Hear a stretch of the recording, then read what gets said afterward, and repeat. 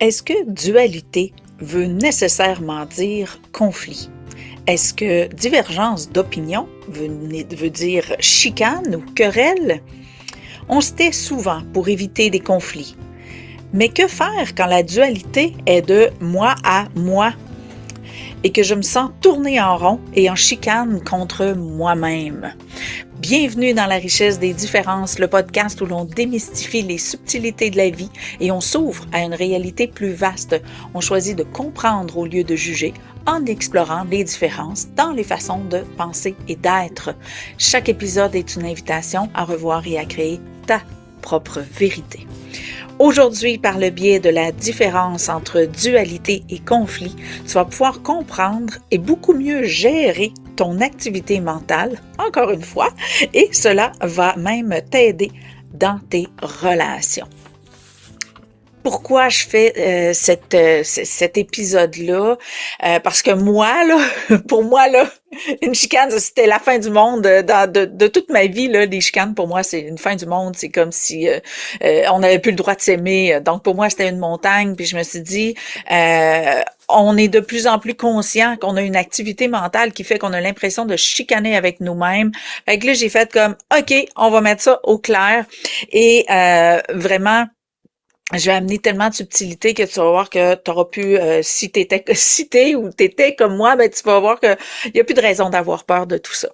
Alors, combien de fois par semaine tentons-nous d'éviter des conflits ou de simples divergences d'opinion? On, les, on a souvent tendance à se taire pour pas amener des confrontations. On a souvent tendance à ne pas donner notre opinion parce qu'on a peur du jugement et pire, on a parfois même peur de se tromper parce que, je l'ai déjà expliqué dans un autre épisode, on sait qu'on sait pas tout et on sait qu'il y a des choses qui étaient vraies avant qui sont rendues fausses aujourd'hui. Donc on sait que on peut se tromper, que nos choix de croire puis nos façons de penser peuvent changer. Fait qu'on sait que ce qu'on dit aujourd'hui là peut être rendu faux demain et ça c'est une des choses qui va être là à vie. Donc c'est sûr qu'on a tendance à souvent se taire, surtout dans le milieu du soloprenariat. La pression est tellement haute chez le syndrome de l'imposteur, donc on veut pas se tromper et on se donne très peu de place pour ça. Donc c'est sûr que on va souvent se taire autant pour éviter la confrontation avec quelqu'un d'autre parce que on se donne pas le droit de pas savoir et si quelqu'un nous amène quelque chose et tout à coup je savais pas, ben ça demande beaucoup d'humilité de dire je le savais pas ou je le sais pas et de changer d'idée, de changer de posture. Fait c'est vraiment comme un espèce de gros package deal, c'est comme on a l'embarras du choix pour se taire, si on peut dire comme ça, là, c'est vraiment ça. On a l'embarras du choix pour se taire, donc toutes les possibilités sont là. Donc, c'est beaucoup plus facile de se taire que de confronter toutes ces hypothèses-là, ces situations-là, dans lesquelles soit on se trompe, soit on est confronté ou humilié devant notre ignorance, ou soit on a à débattre de notre idée parce que l'autre a tort. Donc, c'est pas tentant de s'affirmer dans bien des cas. Donc, comment est-ce qu'on va pouvoir rendre ça confortable? On va voir ça aujourd'hui. L'autre problème, l'autre bug qu'on vit souvent, c'est comment peut-on arriver à se chicaner avec soi-même, donc se quereller avec soi-même? Ben, ça aussi, c'est un phénomène qui arrive souvent. J'ai envie d'aller là, puis là, tout à coup, on sent comme un frein. J'ai envie de faire ça, on sent comme un frein. On a une idée, un projet, puis là, tout ce qu'on entend, c'est ben oui, mais, ou on entend ben non. Donc, il y a de la chicane à l'intérieur de nous, donc la querelle, qui fait que on est en constante challenge, comme on a on a l'impression, là, comme dans les comics, là, qu'il y a le petit diable puis le petit ange sur nos épaules. Mais des fois, on a l'impression qu'ils sont pas mal plus que deux à se chicaner. Fait que moi, je me suis dit, il faut qu'on comprenne qui parle, pourquoi qui parle. C'est sûr que j'en ai parlé dans mon deuxième livre, des segments de l'activité mentale, comment reconnaître les discours, savoir qui parle et tout ça. Mais là, je rentrerai pas là-dedans aujourd'hui parce que c'est pas l'objectif. C'est vraiment de te positionner dans une posture plus solide, plus confiante lorsque tu as soit un conflit interne ou lorsque tu as une divergence d'opinion avec quelqu'un. C'est vraiment l'objectif d'aujourd'hui. Et le troisième point d'inconfort, qu'est-ce que la dualité? La dualité, c'est super, elle est très pertinente quand on comprend comment ça marche. Parce que c'est le principe, là, avant qu'il s'aille 25, là, donc les 25 hamsters ou les 50 hamsters qu'on peut avoir dans notre tête, là, avant qu'il soit 50, à la base, il y en avait deux. Mais c'était pas un petit diable puis un petit ange. Ça, non, OK? Oui, il était deux. Et cette dualité-là, elle s'en ira jamais, jamais, jamais. Parce que c'est inévitable, parce qu'il y aura toujours une âme et un ego actif à l'intérieur de nous qui constitue notre individualité. Donc, comment est-ce qu'on peut gérer cette dualité-là immuable? Donc, ça veut dire que ça s'en va jamais. Comment on peut comprendre cette dualité-là? C'est les réponses que je vais te donner là à la fin de l'émission parce que ça, outre, même quand il n'y a pas les 25 hamsters, ça s'en ira jamais. Et si tu veux pas rester pris, soit dans la dualité, puis pas être capable de choisir, pas être capable de décider, ben, ça te prend les réponses que je vais te livrer tantôt. Comment je suis arrivée à toucher à tout ça? Ben là, c'est la partie que tu vas pouvoir rire de moi. Fait que, je fais c'est le retour de mon petit son. Pour moi, là, comment j'ai expérimenté ce bordel mental-là. Premièrement, pour moi, divergence d'opinion, ça voulait dire conflit. Ça voulait dire que c'était sûr que le ton allait monter, qu'il allait avoir une chicane, que tu sais, ça allait vraiment, dès que les deux étaient pas d'accord, pour moi, ça voulait dire une chicane. Qu'est-ce qui faisait que pour moi, c'était épouvantable? C'est que pour moi, conflit égalait rupture, parce que c'est ça que j'avais vu pendant mon enfance, pendant ma jeunesse. Donc, mes parents sont séparés. J'étais très jeune, de 2-3 ans. Donc, c'est sûr que pour moi, la rupture, c'était quelque chose de très, très, très concret parce que je l'avais vécu très jeune. Fait tu sais, c'était comme un effet domino pour moi. Tu sais, la question se posait pas. C'était sûr que s'il y avait une chicane, ça allait finir en rupture. Parce que, j'avais pas vu ben de chicane entre mes deux parents, mais j'avais assisté à la scène de rupture et ça m'avait traumatisé beaucoup. Donc, pour moi, la rupture, c'était quelque chose c'était une montagne et c'était comme un incontournable. Et après ça, ben là, quand tu vois les familles reconstituées, tu vois des conflits, encore une fois, et fait puis j'avais des amis avec qui je me chicanais, puis là, on arrêtait de se parler. Donc, pour moi, là, tu sais, c'était vraiment un espace, là, oh non, je vais perdre ceux que j'aime. Oh non, on va arrêter de m'aimer. Là, c'était vraiment ça. Puis ça m'a suivi très, très longtemps parce que j'ai vécu plein de ruptures au cours de ma vie. Fait que ça a comme solidifié cette croyance, cette illusion-là que j'avais que une chicane, ça égale automatiquement rupture. Et qu'est-ce que ça voulait dire? Donc, l'autre domino qui venait juste après ça, c'était, pour moi, rupture égalait perdre une famille, perdre une maison, perdre des amis. Parce que c'est comme ça que je l'avais vécu dans ma petite enfance, là.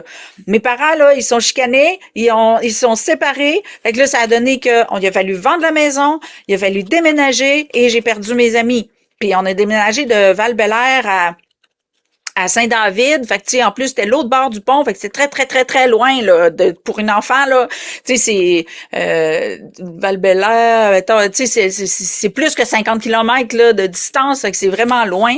Fait que c'était une montagne pour moi. Donc le troisième domino là, c'était en plus on perd tout, on perd la maison, les amis, la famille. Et ce que ça l'a généré à l'intérieur de moi, c'est que j'avais beaucoup trop à perdre pour m'affirmer. J'étais comme, si je dis ça, là, qui va s'en aller? Si je dis ça, qu'est-ce que je vais perdre? Fait que l'équation, puis de la même façon, là, je veux pas sauter de petits bouts parce que l'effet domino, là, je suis sûre qu'il y a plein de monde qui l'ont vécu, mais là, je veux que tu le vois vraiment. Donc, de la même façon, faire un choix impliquait perdre quelque chose. Cette équation-là, là, c'est celle qui m'a intoxiquée. Donc, je suis une balance en plus. Mon signe zodiaque, c'est balance. Fait que t'imagines-tu pour moi, faire un choix incluait perdre quelque chose, inévitablement. Fait on s'affirme pas, puis on fait pas de choix non plus parce que ça veut dire qu'on perd quelque chose. Donc, qu'est-ce qu'il m'a fallu comprendre? Il m'a fallu comprendre que je devais choisir en fonction de deux choses, moi et ce que je veux, et non de ce que je ne veux pas. OK? Puis ça, on en a parlé à l'épisode précédent. Donc, c'est vraiment les choix doivent pas se faire en fonction de il faut, ils doivent se faire en fonction de je veux. Ils doivent pas se faire en fonction de ce que je veux pas. OK? Parce que c'est sûr que si on fait toujours nos choix en fonction de ce qu'on veut pas, il reste plus rien. C'est comment je pourrais dire? On oublie de se donner des options lorsqu'on choisit en fonction de ce qu'on veut pas. Et ça, c'est un comportement vraiment nocif, spontané pour énormément de gens, puis c'est pour ça que je vais élaborer quand même un petit peu plus sur cet aspect-là. Parce que quand vient le temps de faire un choix, donc quand la dualité intérieure s'installe, ben souvent on dit ben là non, on va pas là parce que et le parce que là, le ben non là, ce petit égo-là, c'est souvent celui qui a peur. Et celui qui a peur, il a peur pourquoi? Parce que il regarde le passé. Faire des choix à partir du passé, ça veut dire qu'on permet pas de la nouveauté. Et ce qu'on oublie, c'est que dans le passé, il y a ce qu'on veut pas. OK? Fait que là, on se dit, ah ben non, j'irai pas parce que je veux pas ça. Mais on oublie d'ouvrir l'hypothèse. Ben, ça pourrait-tu se passer autrement? C'est comme si, c'est comme si, admettons qu'on met le petit diable, ben non, on peut pas, ben non, il faut pas, ok? Admettons qu'on dit que c'est le petit diable. On va mettre des couleurs simples, là, le rouge, ok? Petit bonhomme rouge, il dit non, donc rouge comme un arrêt-stop, rouge comme un feu de signalisation, il dit non. Et c'est comme si le vert était au chômage parce que il y a rien de mieux à proposer. Puis la dualité est comme pas égale parce qu'il y a rien dans balance du ben oui mais puis puis puis là, j'en ris, mais c'est pas drôle parce que malheureusement, on nous a pas appris à ouvrir des hypothèses. On nous a appris à avoir peur, on a appris à se méfier, on nous a appris à avoir honte, on nous a appris à, on a appris à pas vouloir, puis à avoir peur, puis à freiner tous nos élans. Puis la seule chose qui peut arriver d'autre, c'est quelque chose de nouveau. Fait qu'on n'a pas d'argument pour dire, ben oui! T'sais, on peut pas se convaincre et dire, ben oui, ça va être le fun! Ben, je sais pas si ça va être le fun. Je sais pas, je suis jamais allée. Je l'ai jamais fait. Prove it! Tu sais, il y a comme, et, puis ça, c'est dans l'hypothèse, dans l'éventualité que l'hypothèse de faire d'autres choses que ce qu'on veut pas est ouverte, là. Puis c'est là que ça se passe. C'est vraiment d'arriver à se proposer le mieux quand le pire contre-attaque en premier. Tu sais, c'est comme le pire est proposé, donc ben non, tu peux pas, ben non, il faut pas, ben non, ça marchera pas, donc ben non, là, il est full là, OK? Ben, c'est important, là, de développer le réflexe de dire, te peux. OK? La dernière fois que j'ai vécu ça, là, j'avais quel âge? La dernière fois que j'ai vécu ça, là, je savais pas ce que je sais aujourd'hui. La dernière fois que j'ai vécu ça, c'était peut-être la première fois que je vivais ça. Ha ha! Donc, si c'était la première fois qu'on vit ça, c'est normal qu'on soit pas bon, c'est normal qu'on soit planté, c'est normal que ça soit pas passé comme on aurait voulu parce qu'on savait pas ce qu'on voulait. C'est la chose qui se répète toujours face à la nouveauté. On sait pas ce qu'on veut. Puis dans mon programme, je pense que c'est au module 8 ou 9, je me souviens plus exactement, mais dans mon école, là, j'apprends à justement comment aller vivre une expérience. Tu sais, c'est le cours 101, je vais vivre de la nouveauté. Et là, je t'enseigne comment ouvrir le champ des possibilités parce que c'est ça notre problème. Quand on veut pas quelque chose, on sait ce qu'on veut pas, puis là on y va en espérant que ça se passera pas. Mais qu'est-ce qu'on a mis dans qu'est-ce qu'on veut qu'il se passe? On n'a rien mis.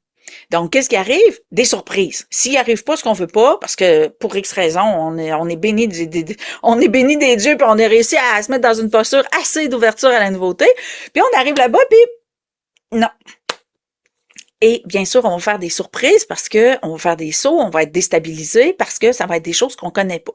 Et bien sûr, puisqu'on n'a pas de mode d'emploi pour réagir à ce qu'on connaît pas, ben on risque d'être maladroit.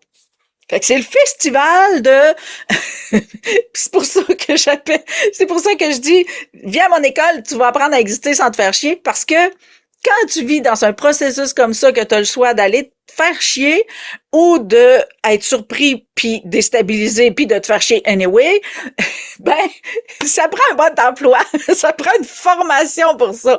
Puis c'est vraiment là que ça se passe. Parce qu'on oublie, un, ouvrir le champ des possibilités, puis deux, de se rendre confiant face aux possibilités. Et l'idéal, là, ce qui est cool, là, que moi, je m'entraîne à faire parce que c'est pas encore totalement automatique. Mais je m'entraîne à ça depuis quand même un bon moment. Donc, je crée ce que je vais vivre. Donc, on rouvre le champ des possibilités. Donc, on sait ce qu'on veut pas, puis on rouvre le champ des possibilités. Si on veut éviter la surprise, ben, c'est à nous de créer. C'est la zone de fun. Et si on revient à l'épisode d'aujourd'hui, où est-ce qu'on parle de dualité, conflit, ben, c'est ça qui arrive. C'est que quand on est en dualité contre nous, c'est que l'âme, spontanément, va toujours aller vers le champ des possibilités. Ça veut dire, il n'y en a pas de problème. Il n'y en a pas de limite. Ça n'existe pas sur sa planète, l'âme. Des limites, ça n'existe pas. Elle provient de l'illimité.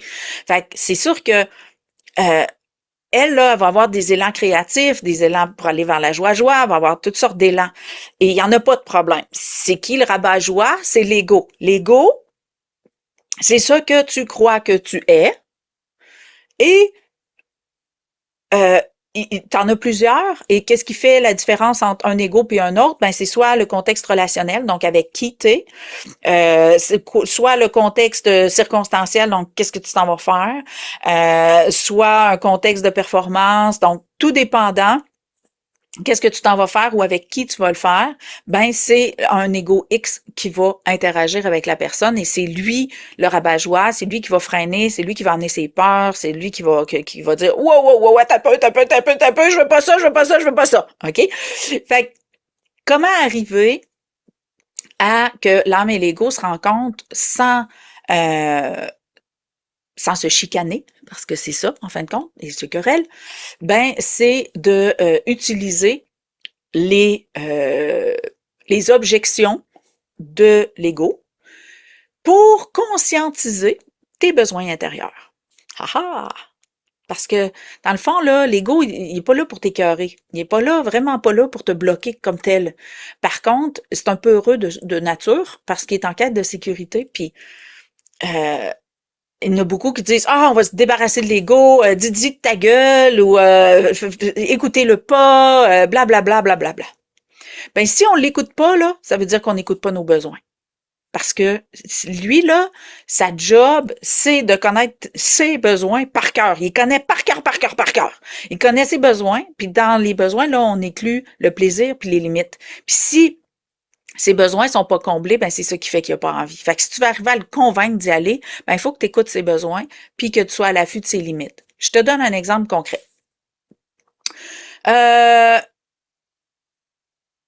Moi, je suis une fille hyper sociale, puis quand je suis dans du monde, ça finirait jamais, puis ce serait pas grave. Mais je connais du monde que c'est très, très, très différent. Par exemple, mon chum, ou, tu sais, je connais plein de gens avec qui je réseaute, qu'ils ont de la misère à toffer une soirée de réseautage, que ça dure 2 heures. Donc, c'est vraiment très répandu de pas être capable de toffer quand on s'en va dans du monde, de pas être capable de perdurer dans le temps, là, quand on est dans un bain de foule. Donc, c'est sûr que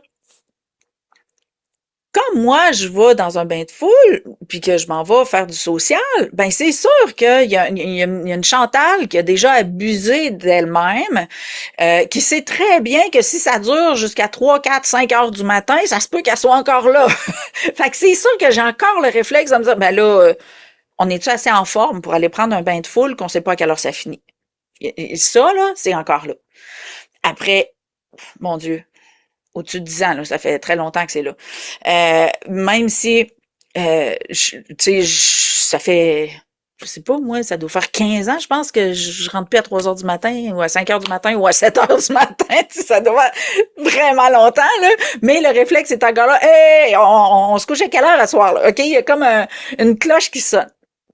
Et ben si j'arrivais pour dire bon ben regarde on va-tu là à mon chum admettons puis que lui il sait que moi ça finit jamais, ben lui là au bout d'un certain temps il veut que ça finisse. Lui il est sociable mais tant que ça a un début puis une fin puis qu'il a le contrôle là-dessus. Fait que c'est pour ça que ça a été une zone, pas de conflit, mais de divergence d'opinion, parce que oui, on a les deux envie de faire quelque chose, mais moi, je m'en fous de l'heure que ça finit, puis lui, il s'en fout très pas. Fait que quand je savais que ça allait dépasser un certain laps de temps, ben je disais à mon chum, ben regarde, j'aimerais ça que tu sois là, mais je pense que c'est mieux que tu viennes pas parce que j'ai aucune idée à quelle heure je vais pouvoir partir. Des fois, je partais au bout d'1 heure, des fois, je partais au bout de 2 heures, mais des fois, je partais pas. Tu sais, fait que c'est là où est-ce que c'est pas un conflit, c'est la rencontre de besoins respectifs et d'arriver à être à l'écoute soit de tes besoins de toi à toi, donc dans l'écoute de tes besoins puis de tes limites, versus si tu es avec quelqu'un d'autre, là, tu as une divergence d'opinion, une divergence d'envie ou de disponibilité pour faire quelque chose, ben là, on écoute les besoins des deux pour savoir où la zone de compromis. C'est là que ça devient intéressant et que ce n'est plus un conflit. C'est une divergence d'opinion, il n'y a rien de plus normal que ça. OK? C'est très, très, très normal. Mais une divergence de besoin, encore plus.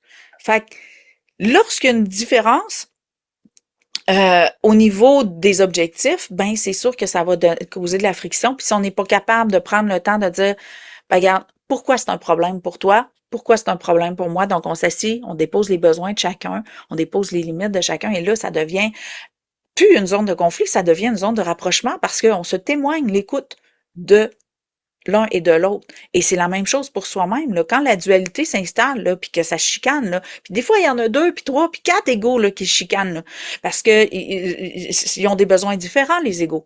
Fait que si tu veux arriver à t'entendre avec toi-même, assieds-toi, dépose-toi.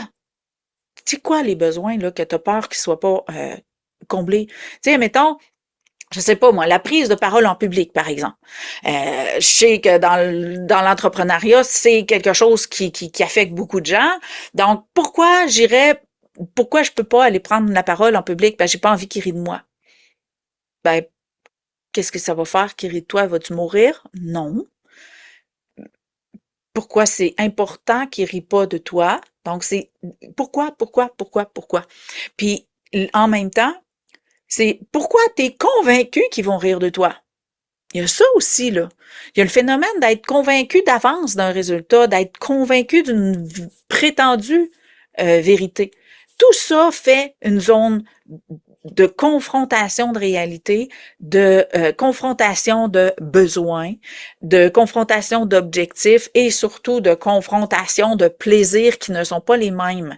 Fait que cet espace-là, c'est un espace extraordinaire pour se rapprocher soit de soi ou de l'autre.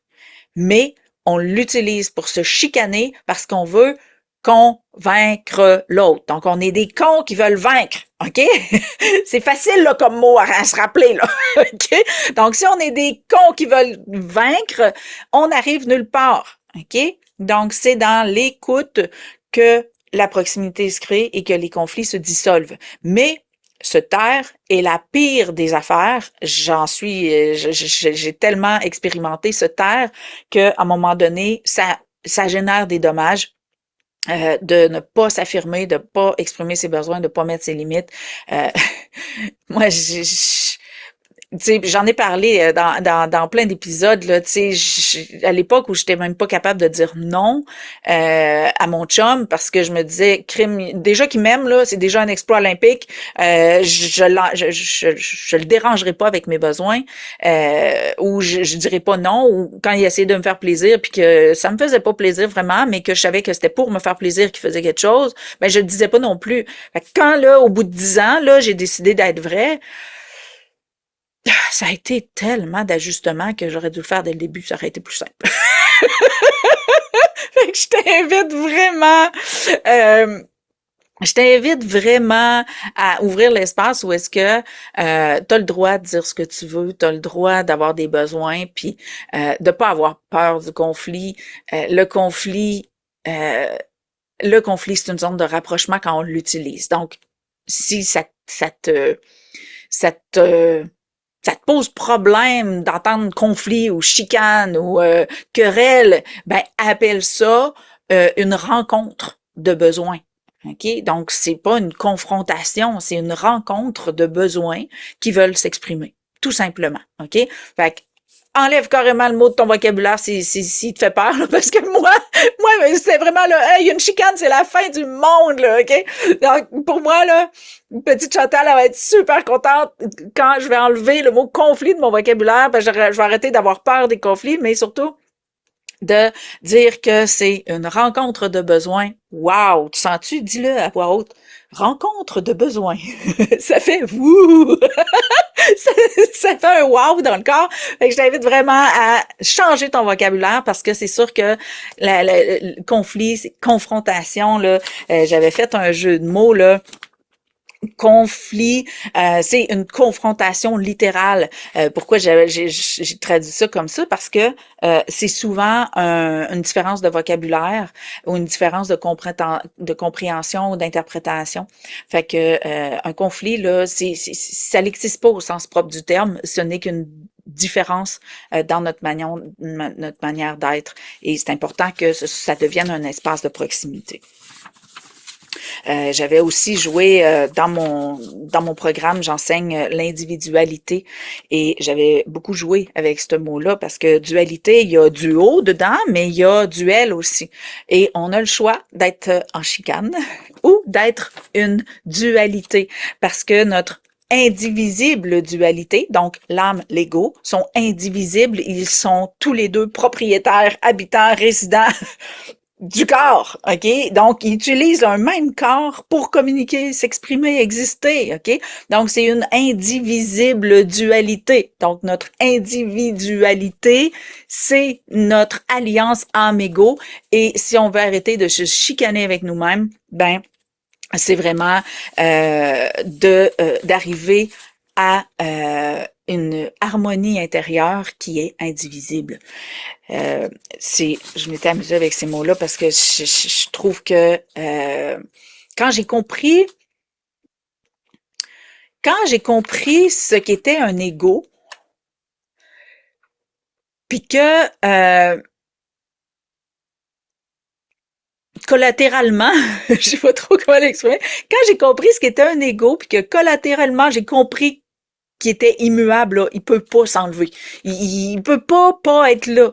Parce que s'il est plus là, on est juste une âme. Et une âme, ça n'a pas besoin d'un corps, fait qu'on est fourré, là. OK?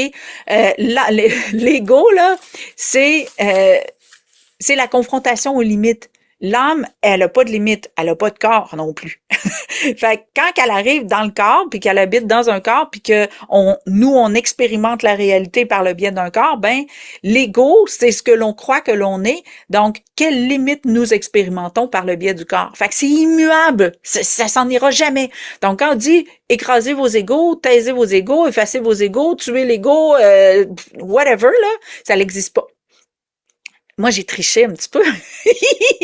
Quand j'ai compris le concept de l'ego, je me suis dit, OK, tant qu'à en avoir un, ça serait vraiment cool d'en avoir un le moins limitant possible. Parce que je me suis rendu compte qu'on faisait juste passer d'un ego à l'autre. Puis là, j'étais comme, ah, ben, ce serait cool d'avoir un ego qui a pas de limite, ou du moins qui est capable de pas se faire chier, là. Fait que j'ai triché et j'ai décidé de me souvenir que j'étais de l'eau. Et je me suis mis à penser, agir et réagir comme l'eau le fait. Fait que c'est vraiment pour ça que je prends tout le temps plein de métaphores à partir de l'eau, parce que j'ai habitué mon esprit à fonctionner, à penser, agir et réagir comme si j'étais de l'eau. Fait que c'est sûr que toutes les métaphores qui me viennent quasiment toujours à partir de l'eau, parce que c'est tu sais, c'est comme entre de la matière puis de l'air. Donc, c'est comme de la matière, mais vraiment pas limitée, là. De l'eau, c'est pas barré à 40, là. C'est, de l'eau, là, ça passe partout. C'est avec ça qu'ils font des scies pour couper de la céramique, des pierres. C'est avec de l'eau. C'est des scies à eau qui coupent des pierres. Fait que de l'eau, ça peut être très, très, très puissant. Ça peut être très mou, très malléable. Ça se faufile partout. Tu sais, c'est comme, mais c'est très malléable aussi. Quand tu tires un caillou dans l'eau, il s'achante pas. La rivière arrête pas de couler, elle revire pas de bord, puis elle s'achante pas à faire torser le caillou. Elle s'arrange du caillou. Elle va faire pousser du lichen, puis il y en aura pas de problème. Fait que, à force de m'entraîner à me souvenir que j'étais de l'eau, à penser, agir et réagir comme de l'eau, il y avait pas mal moins de problèmes dans ma vie, de barrages, de blocages, il y en avait plus de problèmes, là. Et puis, c'est ça. Ceux qui me connaissent depuis longtemps, c'est ça qui disent, ah, avec Chantal, il y en a jamais des problèmes. Puis, tu sais, des fois, je me tombe ses nerfs à quel point j'arrive tout le temps avec une réponse que, il n'y en a pas de problème.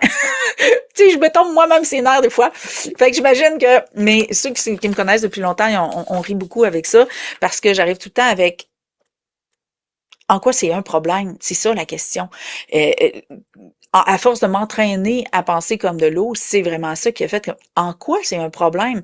Puis la deuxième question, c'est pourquoi c'est important pour moi que ce soit un problème? Parce que, je sais pas si tu te souviens ou si tu as écouté les autres épisodes, mais tu sais, je le raconte, là, ma vie, c'était du drame avant. Fait que, quand je me suis mis à utiliser la phrase « Pourquoi c'est important pour moi que ce soit un problème? » C'est là que j'ai vu l'ampleur de mon ego dramatique.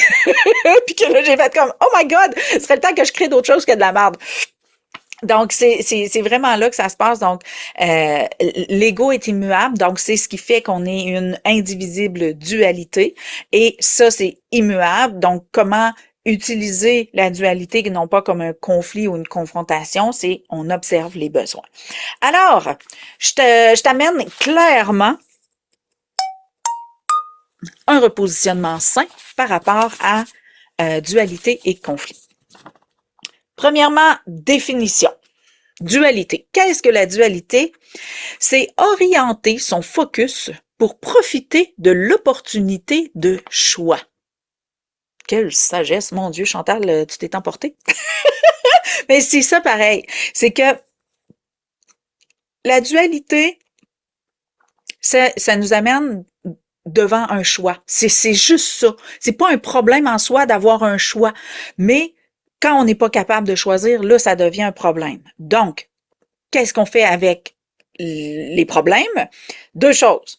Premièrement, toute peur parle du passé, mais met en lumière les besoins, OK? Donc, c'est vraiment d'être attentif à nos convictions face au passé, que le passé n'est pas perpétuel, OK? Donc, on doit permettre à de la nouveauté d'avoir sa place. Donc, on fait attention à ce qu'on est convaincu ou convaincu. On fait très attention à ça parce que c'est ce qui va empêcher là, la présence de la nouveauté. Et deuxièmement, permettre de changer d'idée efface l'idée d'un mauvais choix. Puis ça, là, Je connais du monde qui sont devenus fous avec ça, OK? Puis c'est même pas des blagues. La peur de se tromper, là, ou de faire un mauvais choix, vient de l'obsession du système scolaire qui nous a éduqués à il y a toujours une bonne réponse. Ben, moi, je vais te dire carrément le contraire. Il n'y a jamais de mauvaise réponse. Parce que c'est vrai, OK? Donc, on a appris à l'école pendant 10 ans de notre vie qu'il y avait toujours une bonne réponse puis qu'il y en avait rien qu'une.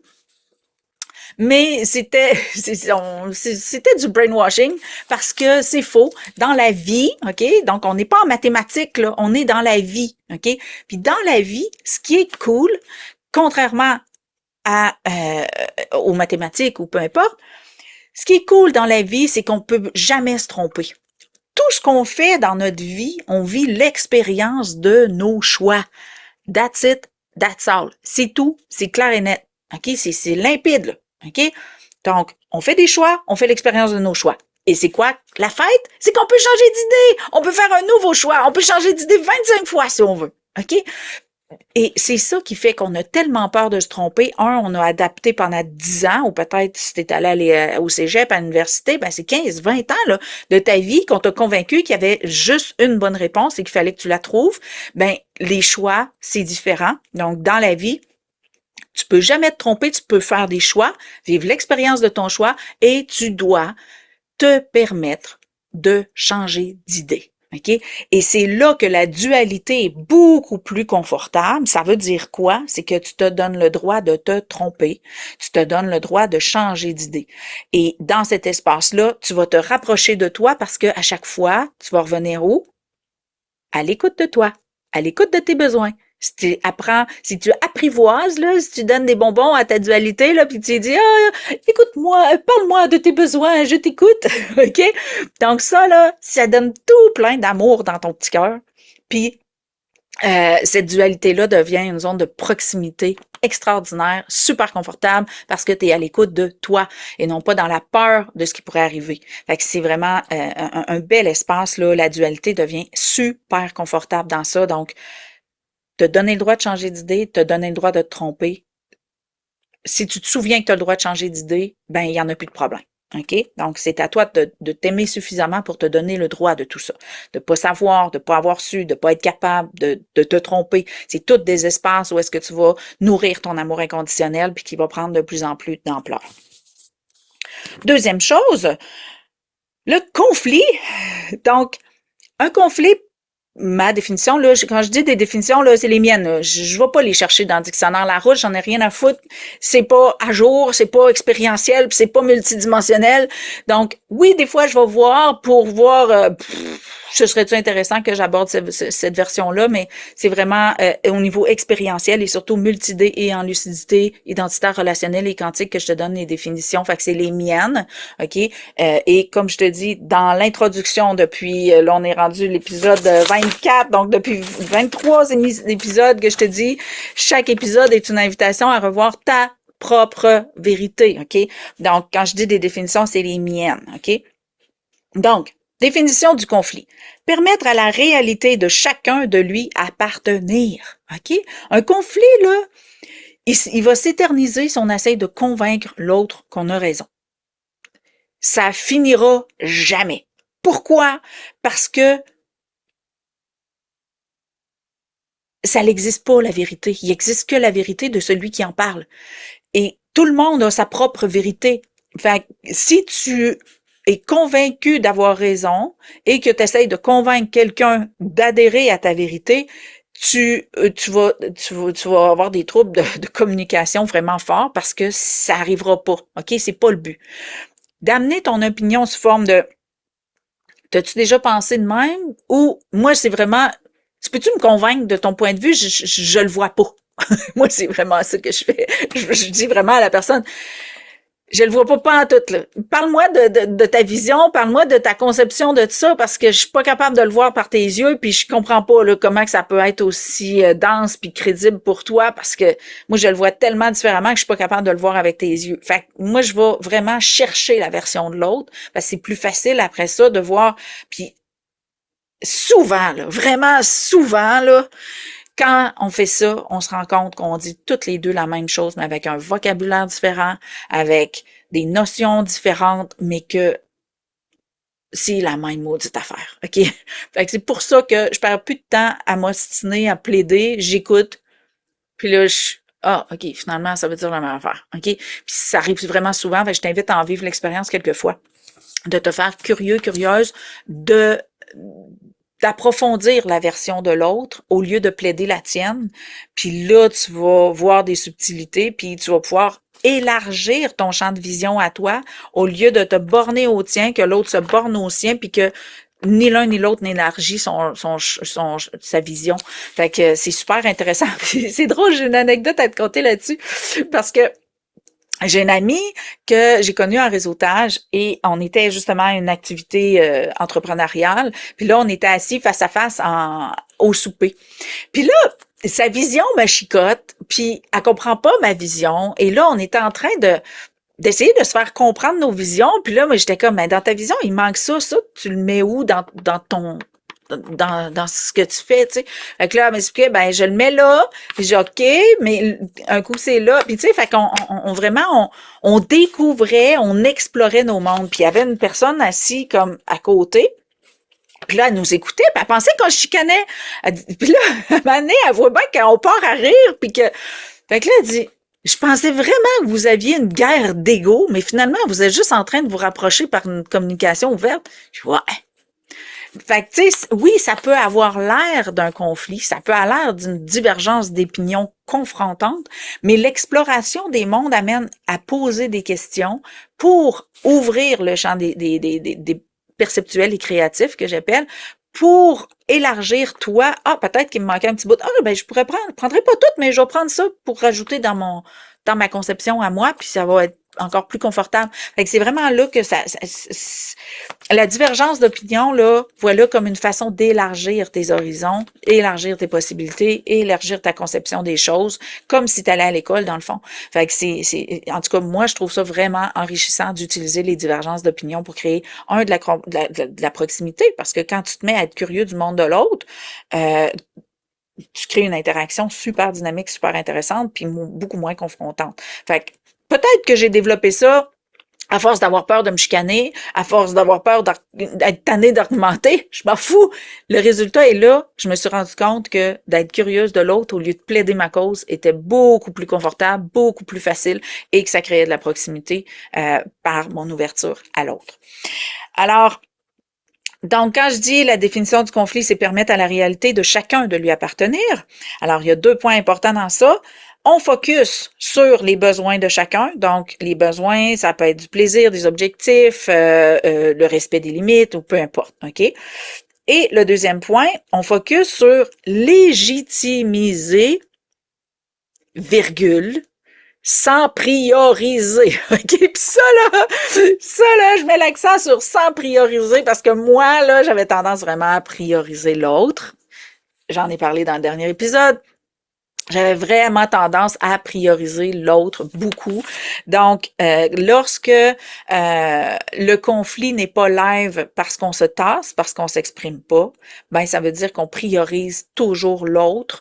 On a tendance à s'effacer et tout ça. Donc, c'est important que les deux aient le droit à leurs besoins, les deux aient le droit de s'exprimer, mais qu'il n'y ait rien de priorisé. Il y a rien qui justifie que les besoins de l'autre soient plus importants que les tiens, sauf que toi, tu priorises les tiens, puis que l'autre priorise les siens. Donc, dans une relation de couple, par exemple, c'est l'amour qui va aller comme diluer la confrontation et amener l'espace compromis. Dans des discussions plus professionnelles ou plus stratégiques ou peu importe ou plus techniques, ben là c'est pas l'amour, ça va être la volonté d'avancer vers autre chose.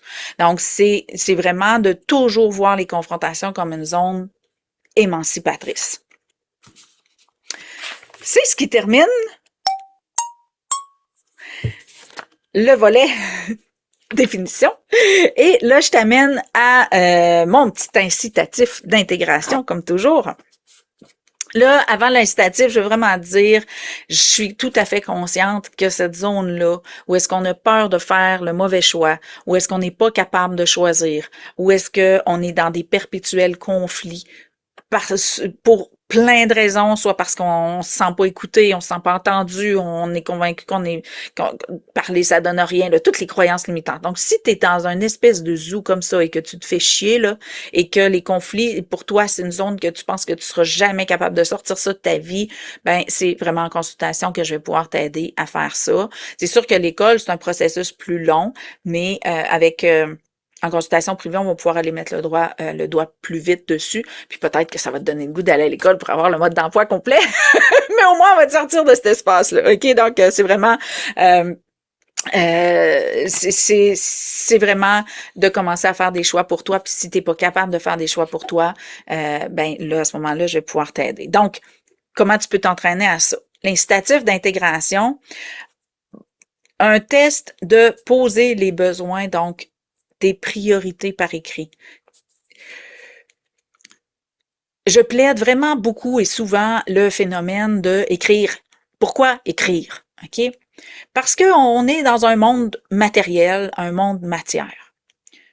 De l'écrire, et si tu es capable de le dire à voix haute en même temps, ça crée un espace, OK? Ça crée un mouvement dense. Ça mène de la densité à ton idée, à ton besoin, à ta pensée. OK? Donc, écrire, là, c'est toujours là l'étape numéro 1. En plus de ralentir ton flot mental, tu te confirmes, je t'ai entendu. Tu confirmes, excuse-moi, tu confirmes à l'ego qui essaie de s'exprimer que tu l'as entendu. Si tu l'écris ou tu le dis à voix haute, là, il peut pas dire elle m'a pas entendu, OK? Puis l'âme non plus, elle peut pas dire elle m'a pas entendu, OK? Tu l'écris, tu l'as vu, tu l'as dit, c'est entendu, OK? Donc, c'est vraiment il y a beaucoup de gens qui font beaucoup d'acouphènes. C'est souvent parce qu'on rumine mentalement puis que le cerveau dit peux-tu écouter avec d'autres choses que ta tête là, ok? Écoute avec ton corps, ton ressenti, ok? Fait que c'est vraiment d'arriver dans cet espace-là où tu te témoignes, tu te fais la preuve que tu t'entends / que tu t'écoutes. Donc dans cet espace-là, ça amène beaucoup de confort en plus de ralentir le flot mental, ok? Donc l'écriture là, donc mets toujours tes besoins par écrit et idéalement, tu peux même les mettre en ordre de priorité. Ça va t'aider à faire tes choix. Et c'est le point de rencontre avec l'opposition, donc de mettre ça par écrit. Donc, si tu es en train de te chicaner avec toi-même, de l'insécurité, des peurs, peu importe, de l'inquiétude, du doute que tu n'es pas capable de gérer, ben de mettre ça par écrit puis mettre tes priorités, ça va vraiment t'amener à sortir de l'opposition puis tu vas juste voir les besoins. Là. Il va rester juste ça, il n'y aura plus de chicane, il va voir je te vois, je t'entends, je t'écoute et je te respecte dans tes besoins. C'est tout. Ça finit là. Fait que, la dualité va se dissoudre par une sublimation, par la proximité. Et si tu es en conflit avec quelqu'un, donc tu es en rencontre de divergence d'opinion, une rencontre de besoins, ben là, les deux vont le faire. Et là, on va dire, ben on se rejoint par là. Fait qu'on va y aller par là. Donc, ça va être d'avoir une liste des besoins, des priorités.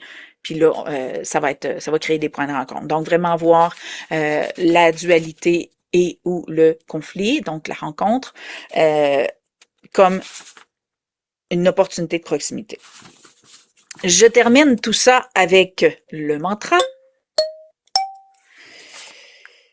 Puisque je me souviens que chaque réalité ou hypothèse s'expérimente par le biais d'un choix de croire ou d'agir, je me redonne le choix en toutes circonstances, y compris le choix de changer d'idée. Je répète,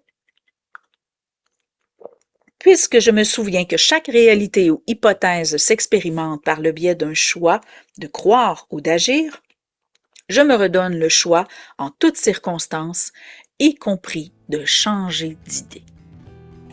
Je te souhaite vraiment de t'amuser avec ta dualité, je pourrais dire avec ta future proximité. Ou même, on pourrait dire complicité. Parce que quand la dualité arrête de chicaner, ça devient complice.